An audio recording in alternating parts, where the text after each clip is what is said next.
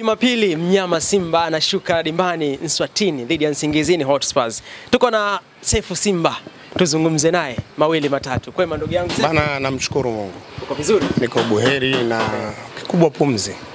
Ambao Mungu amenipa ndio msingi mkubwa. Naam. Bana, kikosi chako kimekwisha kuwasili Eswatini, lakini pasipo na wachezaji muhimu kama Musa Pimpin Kamara. Naona kama mashabiki wengi mnao wasiwasi katika hili, hajasafiri na kikosi. Imani ipo ya kufuzu hatua ya makundi? Kwanza unajua kati ya mpira ni sayansi. Alafu bahati mbaya lazima tuwe na utofauti kati yetu sisi na influencer. Nadhani walimu wa mpira na mashabiki. Sasa hizi uko na influencer hapa kwa Simba, lakini ni mwalimu. Sasa klasi hii ngoja nifanye siri. Ni mwalimu wa klasi gani? Mwalimu pia? Katika mpira ni mwalimu. Nimekwenda seminar na mimi na leseni ya lao ndogo. Okay. Sawa. Kwa unajua mpira kiundani? Sio sana. Na ndio maana tunazungumza tuko hapa. Sio sana. Ikifikia nikijua kiundani tutakwenda kuzungumza hatua nyingine. Sawa. Isipokuwa kwanza niseme jambo moja. Mchezo wa mpira duniani kote kwa sababu umewekwa wanamume 22 haujawahi kuwa rais. Hata ungepewa timu ya daraja la 5 kwa hujawahi kuwa rais. Kwa nini? Kazi ya mwalimu katika mpira ni kutengeneza vitu viwili brother. Kutengeneza utayari wa mwili na utayari wa akili. Takwambia kwa mfano mdogo afu tarudi kwa Simba. Mimi napenda kwa maiki hizi kama ni sehemu ya elimu. Mimi niko tofauti mpira katika nukta ya uwanjani, katika nukta ya uwanjani. Wenyewe wanasema uimara. Mimi nitumie Kiswahili sana, Kiingereza sio fundi sana. Ule uimara na kuwa sawa sawa kutatengenezwa na mwalimu wa viungo. Ndio atatenga muda, utakuwa na mtaalamu wa vyakula na vitu vingine. Ndio. Sasa kuna issue inatokea katika mpira. Hii issue anayo mwalimu wa saikolojia. Ndio unaanza mpira kuwa mgumu hapo. Mwalimu wa saikolojia katika mpira huwa anawaambia wachezaji, bwana umemuona yule Kratos Chota Chama. Natumia mfano yule ni mchezaji wa kawaida sana, isipokuwa yule mchezaji akili yake inafanya haraka katika matukio.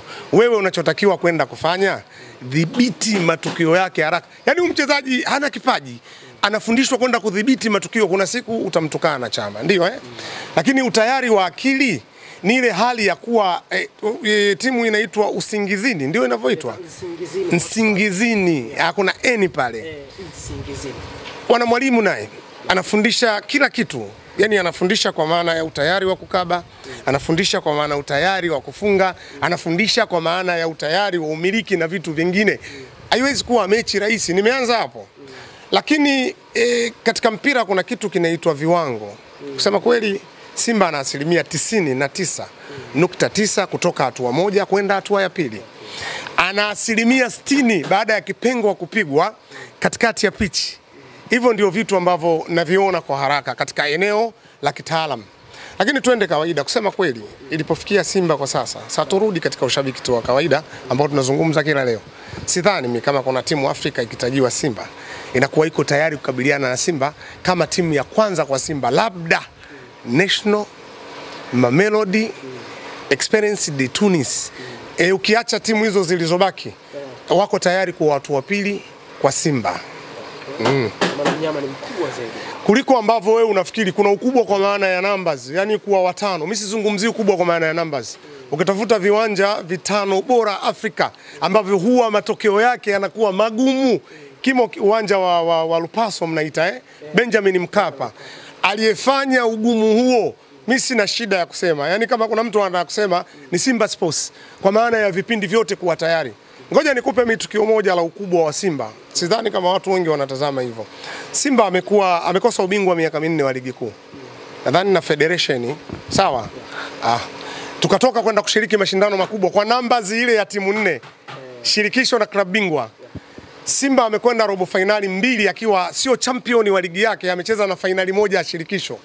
Bingwa wa nchi mnamuita Yanga, amecheza finali 1 na robo finali 1. Swali kwako. Ukubwa wa Simba hujauona bado? Ukubwa unaonekana, ingawa ndani amefanya vibaya, hakuwa na nafasi nzuri. Hii ni marathon. Hii ni marathon. Sisi tumekuwa na ligi ya msamaha.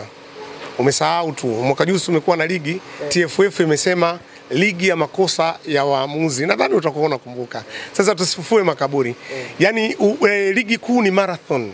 Marathon ambayo imeleta shutuma nyingi. Unajua ni mwaka jana tu, unajisahaulisha ndugu mtangazaji, ni mwaka jana watu wamehama uwanja wa Azam kwenda uwanja wa KMC. Unakumbuka sababu?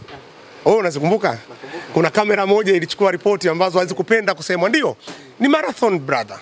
Katika marathon kuna makosa, kuna nini, mimi sizungumzi huko. Na unajua ni club bingwa ni tournament. Hizi lugha za Kiingereza nikikosea nirekebishe. Club bingwa ni tournament. Lakini ligi ni marathon. Sasa kwenye tournament huwezi kukuta hivi vitu kwa sababu wasimamizi wake ni watu makini. Mimi nimesema Simba ni mkubwa, nimekupa mifano. Yaani akikosa ubingwa mara 4 katika ligi, anafanya vizuri club bingwa. Unajiuliza, huyu ambaye ana wachezaji dhaifu, huyu ambaye jamii inamuona hafai, ndio amekuwa bora upande wa pili kuliko yule ambaye watu wanahisi anafaa. Sasa ukirudi unapata jibu kitaalamu, huku kwenye marathon kuna tatizo. Maana yake aliyetakiwa kuwa bingwa alipewa nafasi ya pili, na mwenye nafasi ya pili akapewa kuwa nani? Kama kuna ligi inafikia makosa ya waamuzi brother, umewahi kusikia wapi duniani? Yaani chama cha soka kinakiri makosa ya waamuzi, champion yuko tofauti ya point 10 na nafasi ya pili. Waamuzi wanafungiwa 6. Hivi kweli mechi 6 zinatoa pointi ngapi? Kama mwana hesabu, 18. Lakini bingwa ni bingwa kwa tofauti ya pointi ngapi? 10 Hizi 8. Vipi hapa shekhe? Kwa hiyo ninaposema Simba ni timu kubwa, amini mimi nina data ya kuonyesha Simba ni timu kubwa. Mimi wasipendi kuzungumza kienyeji zaidi, inakuwa tatizo. Sisemi watu wanazungumza, yani ieleweke. Na bahati mbaya bwana, Sefu kasema watu wanazungumza hapana. Lakini katika mpira wetu ulipo sasa, wenyeji umepewa nafasi zaidi. Kwa hiyo Simba ana nafasi 99% kabla ya mpira, kwa maana ya namna alivyo na ukubwa alionao. Sipokuwa nampa 60% kwa maana ya tabia ya mpira. Katika kanuni za kawaida za kimaumbile, kuna siku wewe unaamka umekasirika hata kama hujakerwa. Unajua kukutana na tatizo hilo. Basi kama itakuwa siku hiyo ndo tumeamka nayo Simba, inaweza kusababisha wale wakaenda. Isipokuwepo kama ni taaluma, kwa maana ya tactically moja kwa moja ndani ya uwanja, ubora wa wachezaji, tunachezaje mechi, tunawafunga kule na tutawafunga hapa. Sija akajitokea Udisongo, lakini unakumbuka mpira hauchezwi na miujiza, ndio maana kujaye kusajiliwa mganga hata siku moja. Mpira hauchezwi na miujiza. Mpira ni quality ya kujasajiliwa mganga hata siku moja. Utaniambia klabu gani iliwahi kusajili mganga ili iwe miujiza? Sijawahi kuona. Mpira unachezwa na taaluma. Pale Simba nizungumzie klabu kubwa. Hizi nyingine hizi kama itatokea favor labda siku nyingine. Pale Simba tunatofautiana mishahara, usajili, malipo na vitu vingine. Nikuulize swali sasa. Kwa maana tu nzuri, kwa nini wanatofautiana? Au nijibu mwenyewe? Quality ndo msingi. Wewe ukiwa na quality kubwa utachukua kikubwa, mwenye quality ya kati. Kama imefika hali Afrika Mashariki na Kati hakuna timu inaifikia budget Simba, ubora na vitu vingine, basi haki pia ya kutetea ubora wetu tunayo wenyewe. Na nimewahi kusema mara kadhaa, niseme na kwako leo, na nadhani utaniuliza siku nyingine kama uhai upo. Nilisema dhamana ya Mwenyezi Mungu katika ligi hii aliwapa Simba Tanzania, ndio itanusuriwa na hao. Wakifeli Tanzania itadumaa mpaka kufa. Dhamana ya hii ligi hii ya Tanzania, nusura yake tunagombea kombe la Federation ya Kafu na Champions League ya Kafu. Kama Simba atashindwa, hiyo itakuwa imeshindikana mpaka kiyama, kwa sababu hii tu Mungu amepanga mwenyewe. Sefu, naona kama unaenda kwenye uchambuzi fulani hivi, nataka tuchambue kiufundi zaidi. Pengine pengo la Musa Pimpin Kamara, mnyama Simba anaenda kuathirika kwa namna gani? Mistoi hata 10%, lakini niseme kwa sababu ni mchezaji na ni wa Simba na ndio namba 1. Itategemea watu walio mbele ya kamera wanampokeaje mtu aliyekuweko nyuma. Utakuwa umenielewa? Kuna wakati central beki na beki wa kulia na kushoto, kunapokaa langoni mtu makini, hao wanaongeza umakini. Wakiamini hata nikiteleza nyuma yangu yuko Pimpin Kamara ambaye ana uzoefu. Kwa mfano, natumia mfano mechi kati ya Al-Masry na Simba, kuna mwamba mmoja anaitwa Mabululu, unaweza kusema amezaliwa na lile goli. Al-Hilal Tripoli, samahani, sijui nimekula nini. Tripoli Mabululu uko makini sana na goli. Kama unakumbuka, wakati mpira wa mwisho wanapokea Mabululu kuelekea langoni kwa Simba, jicho la Mabululu lilimuona Pimpin Kamara akitoka katika hengo yake ya msingi, akifunga hengo ya kati, akapiga katika hengo hii. Mabeki wote wanahukumu ile ni goli kwa uzoefu wa Mabululu, lakini walipogeuza shingo, mpira umeenda katika kona. Central beki kesho anasema yes, kama mimi nitakosea, maana yake mwisho nyuma yangu kuna nani?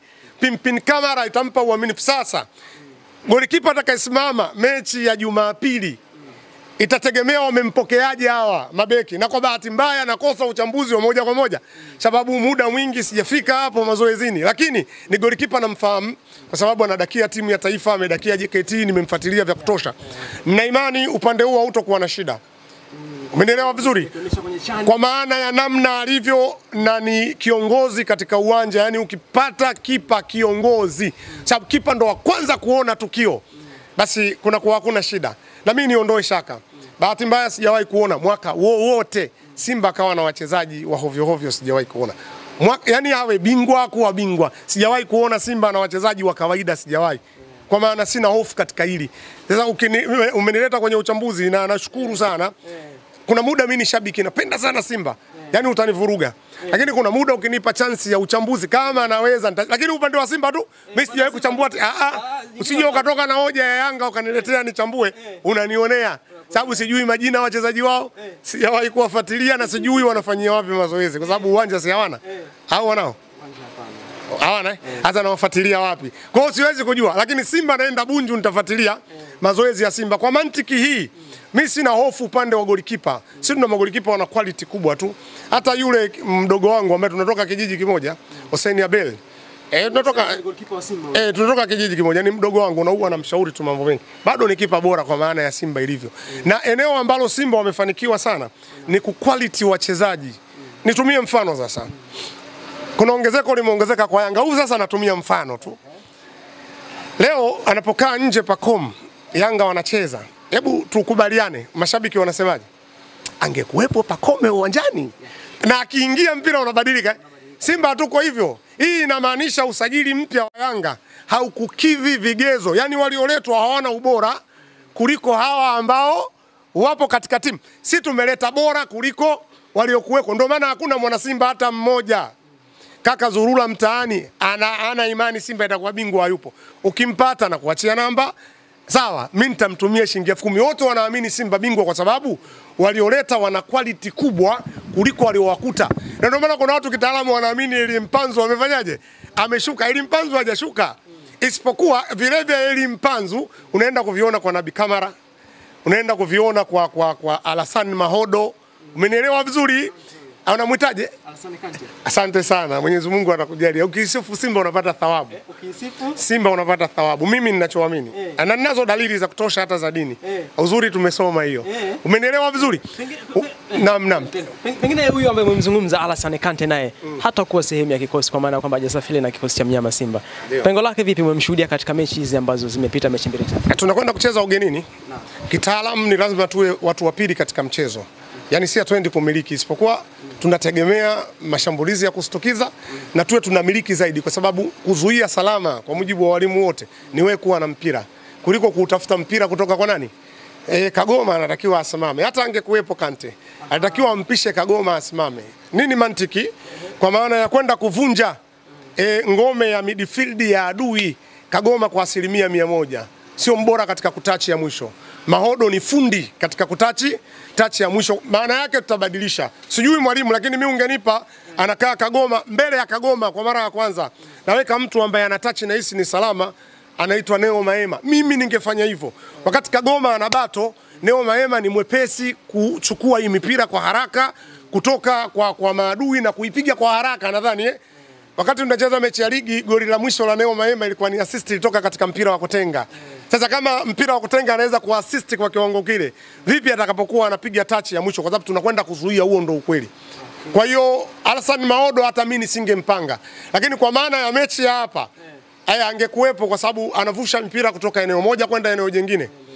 Sio analazimika kupiga mipira ya chini zaidi, kwa sababu central back wetu leo ambaye anasimama mtu wa mwisho nyuma havushi mipira. Tofauti na alivyokuwa anacheza Pascal wao, anamzungumzia Rushain Dalok. Anapiga zaidi mipira ya chini. Sasa anatakiwa kiungo wake ndo anyanyue. Yeye anapoanza touch ya kwanza ya chini, kiungo anyanyue kutoka hapa kwenda eneo jingine. Mahodo amekuwa mtu makini sana katika hilo. Kwa namna ulivyozungumza, mechi hii haimhitaji sana Alassane Kante na Simba hawana pengo katika kabisa, labda iwe sababu baada ya kuumia na ni mwamba huyu. Lakini pia hata kama ataumia, mimi nadhani Nabi Kamara anastahili kuwa midfield. Kama Kagoma atakuwa amefanyaje?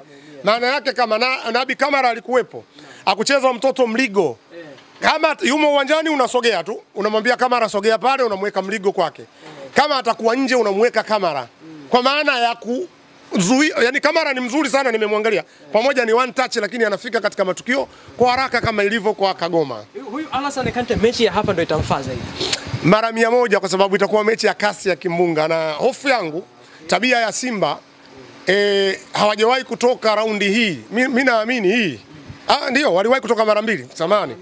Wanapokuwa kwenye raundi hii huwa wanakuwa hatari sana, kwa sababu nikifuatilia rekodi ambazo zimepita waliwahi kufanya vizuri sana. Tulitolewa na Udisongo nakumbuka na Jwaneng Galaxy. Ndio, zile zilikuwa miujiza, sipendi kuzungumzia. Kwa nini? Miujiza.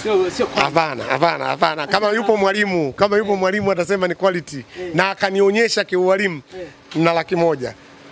Nitampa zawadi, ni miujiza. Huwa tunakuwa hatari sana kutokea hapa kwenda mbele. Na tumewahi kutoa timu kweli. Nadhani utakumbuka Canary Devils kama sikosei alipita anga kama hii. Tunataka kwenda mbele na yeye anaonekana kuwa bora na wakatangulia na kutufunga. Achana na miujiza, tuliangalia mpira wenye ubora. Kwa hiyo hapa mechi ya hapa itakuwa mechi bora kweli kweli.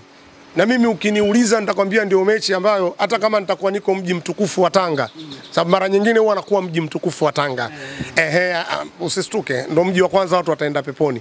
Basi nitatafuta nauli nikuja kuangalia mechi brother. I'm serious. Bwana Sefu Simba, nimependa uchambuzi wako. Bila shaka umewafuatilia Nsingizini hawa. Kiufundi zaidi, naona unazungumza kiufundi kweli kweli. Hawa Nsingizini wana ubora hasa maeneo gani? Midfield. Kwa sababu Nsingizini, yani si watu wanafahamu kijiografia, Lesotho na wale Switzerland. Hawa ni watu wa Switzerland wao ni miji ya South Africa. Ni miji, isipokuwa South Africa ni waadilifu. Walipopiga kelele wakasema hawa waacheni tu afu tutawaongoza. Maana yake tunakwenda kucheza mpira wa South Africa.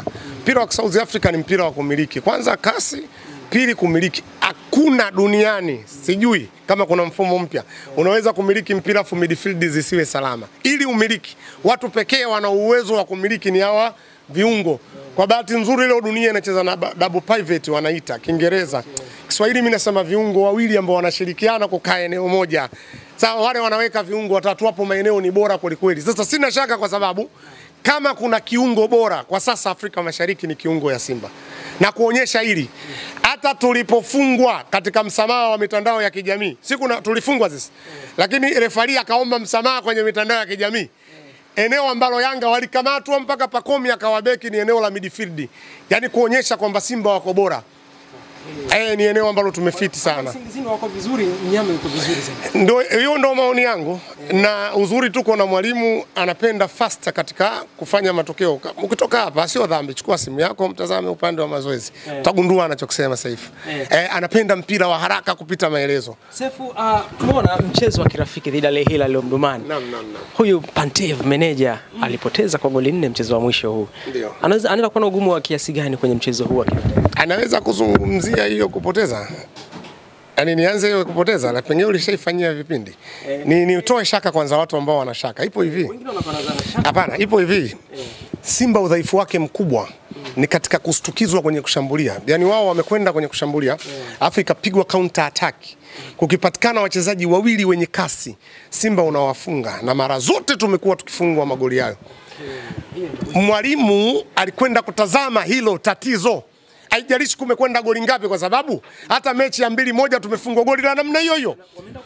Ukapigwa mpira mrefu, akapewa yule mwamba kutoka Ivory Coast huko muhuni mmoja, mimi sitaki kumjua jina lake. Umenielewa vizuri?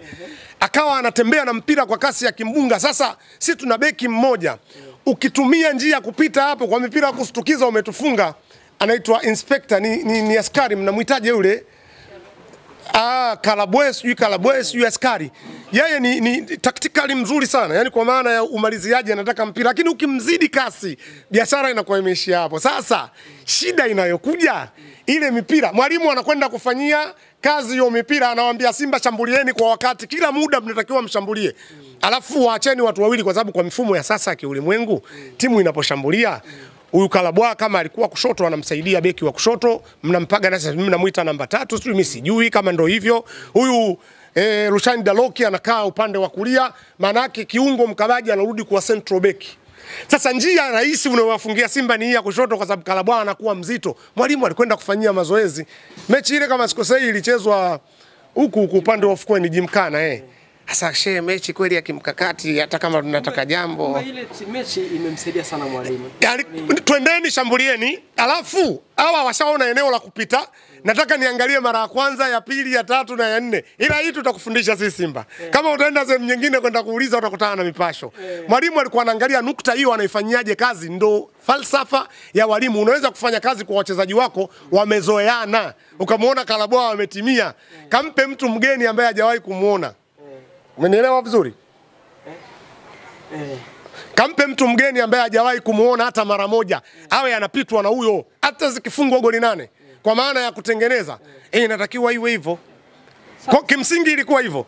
Isiwape watu hofu, ile hausiani kabisa na tunachokwenda kufanya. Na naamini furaha kutoka kwao.